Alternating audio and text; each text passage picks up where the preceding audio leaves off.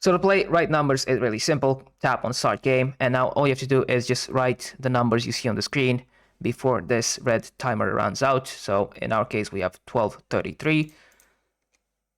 And okay, and now submit. That's correct. We got rid of all the numbers. Now we have two numbers. We have to submit them one by one. So you have 1279, submit, and 9580,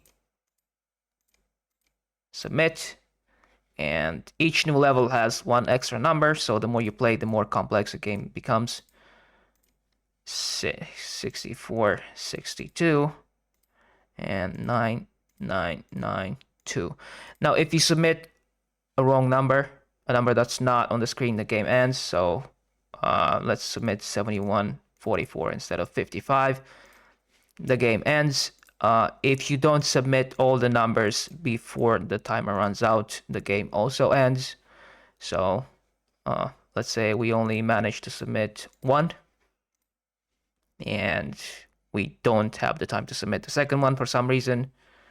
The game will end, and we will be able to try again. But yeah, that's pretty much it. So yeah,